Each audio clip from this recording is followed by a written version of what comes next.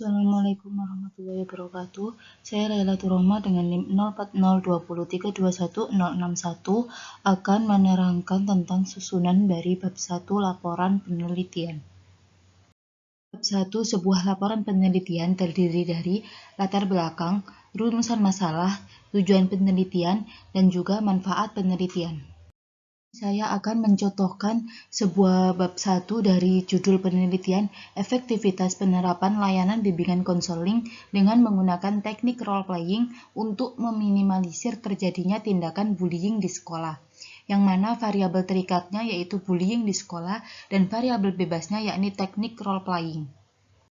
Dalam latar belakang memuat beberapa informasi, yakni data terkait penelitian, definisi variabel terikat, penyebab, dampak, pemegang tanggung jawab, penelitian terdahulu, kelemahan pada penelitian terdahulu, solusi, definisi variabel bebas, prinsip, dan juga tahap.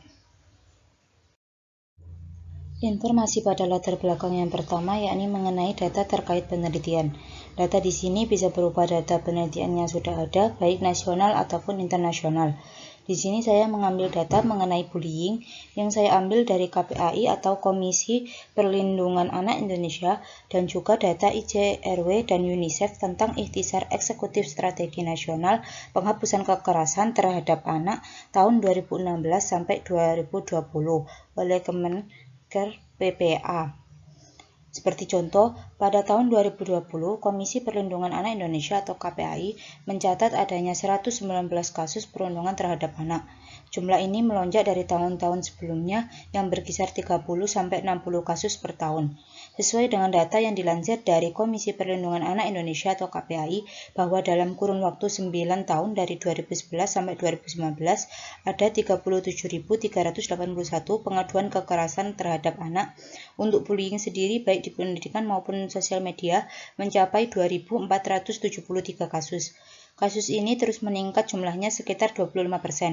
Dari total pengaduan di bidang pendidikan sebanyak 1.480 kasus, bullying yang disebut KPAI sebagai bentuk kekerasan di sekolah, mengalahkan tawuran pelajar, diskriminasi pendidikan, ataupun aduan pungutan liar.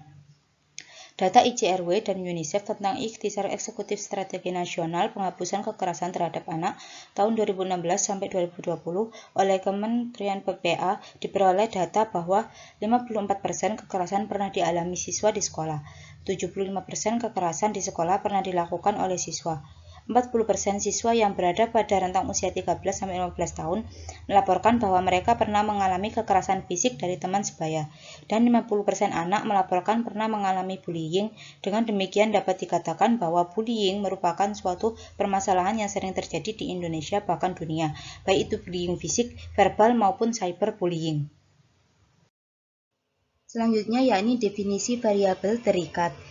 Berdasarkan judul penelitian yang sudah saya paparkan, maka variabel terikatnya yakni bullying. Dengan contoh kalimatnya seperti bullying berasal dari bahasa Inggris bully yang berarti menggeletak atau mengganggu. Menurut Kloroso, bullying akan selalu melibatkan adanya ketidakseimbangan kekuatan, nilai untuk mencederai, ancaman agresi lebih lanjut, dan teror. Sedangkan Tisna mengemukakan bahwa bullying adalah perilaku agresif dan negatif seorang atau sekelompok orang secara berulang kali yang menyalahgunakan ketidakseimbangan kekuatan dengan tujuan untuk menyakiti targetnya atau korbannya secara mental ataupun secara fisik.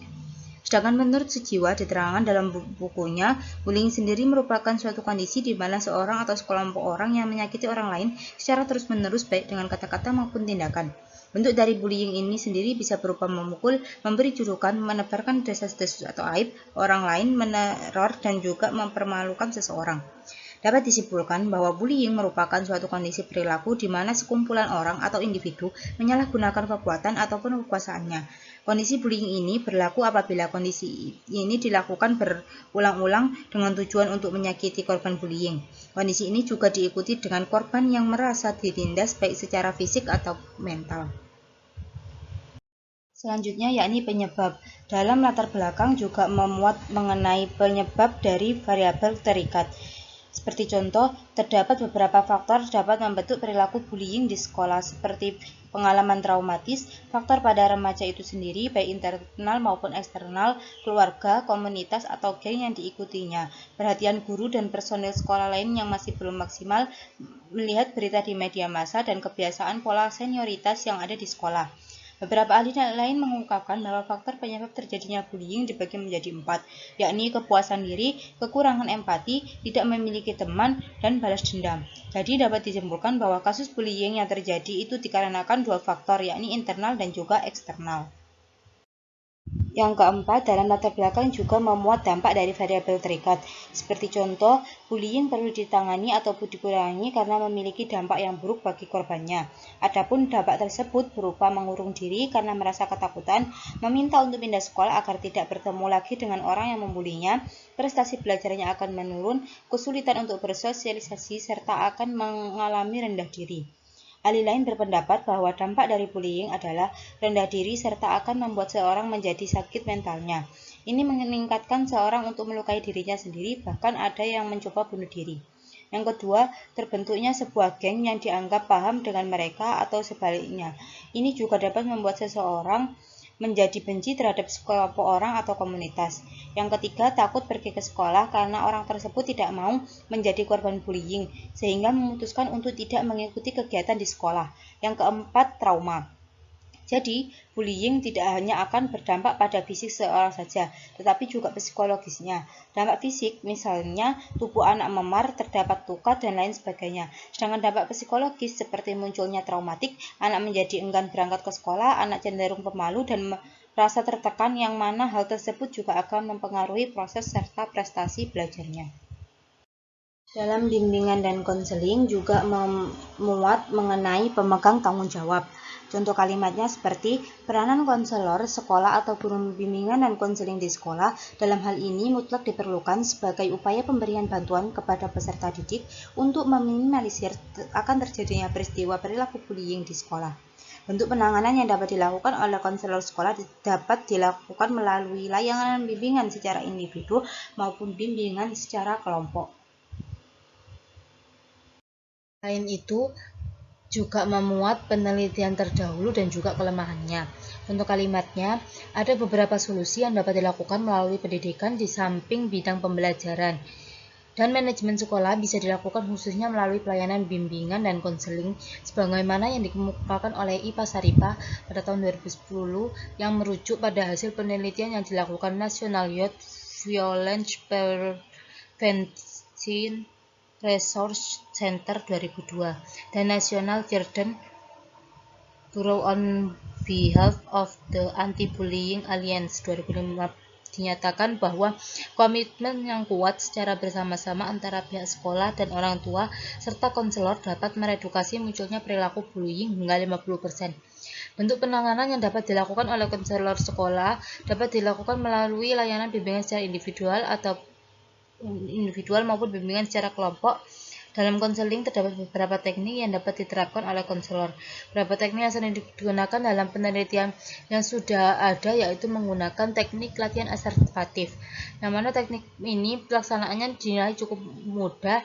Selain itu, penerapannya dapat dikombinasikan dengan beberapa teknik lain seperti relaksasi, modeling, dan kursi kosong. Namun teknik ini hanya menekankan pada korban bullying.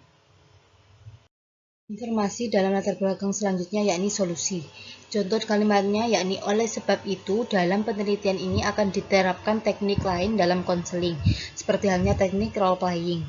Walaupun teknik ini memiliki waktu yang cukup lama dalam penerapannya, serta teknik ini pada umumnya hanya dilakukan secara berkelompok, namun teknik ini dinilai dapat lebih efektif diterapkan dalam konseling sekolah, karena dengan teknik tersebut konselor tidak hanya menekankan pada korban, melainkan juga pelaku bullying.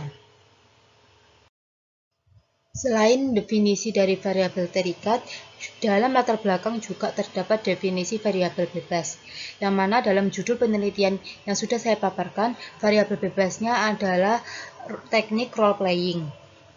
Contoh kalimatnya seperti, menurut Mulyono, role playing atau bermain peran adalah metode pembelajaran yang diarahkan untuk mengkreasikan peristiwa sejarah, peristiwa aktual, atau kejadian-kejadian yang mungkin muncul pada masa mendatang. Sedangkan menurut Saiful, role playing atau bermain peran adalah suatu cara penguasaan bahan pelajaran melalui pengembangan dan penghayatan anak didik. Jadi, role playing adalah metode pembelajaran di mana siswa memainkan peran dengan menirukan gerakan dan mengembangkan peran tersebut sesuai dengan masalah yang sedang dihadapi serta menyelesaikan masalah tersebut. Selanjutnya, dalam latar belakang juga memuat mengenai prinsip dan juga tahap. Contoh kalimatnya seperti, role playing pada prinsipnya merupakan pembelajaran untuk menghadirkan peran-peran yang ada dalam dunia nyata ke dalam suatu pertunjukan peran di dalam kelas atau pertemuan yang kemudian dijadikan sebagai bahan refleksi agar peserta didik memberikan penilaian dan bertitik tolak dari permasalahan dengan tujuan untuk satu, menyenangkan dan dapat menimbulkan motivasi bagi pembelajaran. Yang kedua, semakin banyak kesempatan pembelajaran untuk mengungkapkan diri. Yang ketiga, memberikan kesempatan yang lebih luas untuk berbicara. Dan yang keempat, dapat memberikan kesenangan kepada siswa. Karena role playing pada dasarnya permainan. Dengan bermain, siswa menjadi senang karena bermain adalah dunia siswa.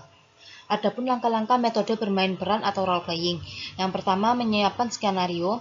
Yang kedua, rumusan tujuan pembelajaran. Yang ketiga, langkah-langkah bermain peran. Yang keempat, membentuk kelompok bermain peran. Yang kelima, memberikan penjelasan tentang kompetensi yang ingin dicapai.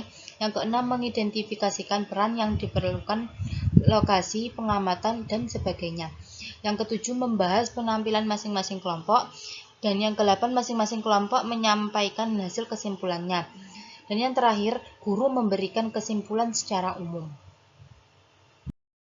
Setelah latar belakang, dalam bab 1 juga terdapat rumusan masalah, tujuan penelitian, dan juga manfaat penelitian. Rumusan masalah. Rumusan masalah ini berisi tentang pertanyaan yang akan dijawab peneliti. Seperti contoh, bagaimana bentuk tindakan bullying yang dilakukan di sekolah. Bagaimana upaya yang dilakukan konselor dan juga guru untuk meminimalisir tindak bullying. Bagaimana efektivitas teknik konseling role-playing dalam meminimalisir tindak bullying di sekolah. Rumusan masalah terdapat tujuan penelitian. Tujuan penelitian ini untuk mengetahui atau mendapatkan data dan informasi atas pertanyaan-pertanyaan penelitian yang dikemukakan pada rumusan masalah. Contohnya seperti mengetahui bentuk tindakan bullying yang dilakukan di sekolah, mengetahui upaya yang dilakukan konselor dan juga guru dalam meminimalisir tindak bullying, mengetahui efektivitas teknik konseling role-playing dalam meminimalisir tindak bullying di sekolah. Yang terakhir, dari bagian bab 1 ini terdapat manfaat dari penelitian. Pada bagian ini diungkapkan secara spesifik kegunaan yang hendak dicapai dari penelitian dilihat dari dua sisi, yaitu dari sisi teoritis dan aspek praktis.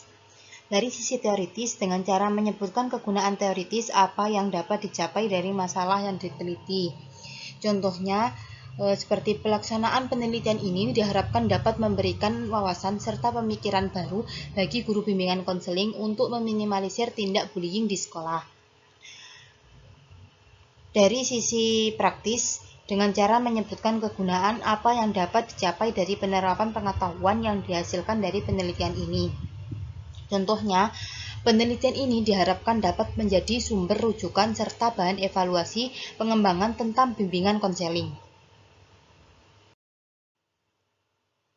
Cukup sekian yang dapat saya sampaikan, kurang lebihnya mohon maaf. Wassalamualaikum warahmatullahi wabarakatuh.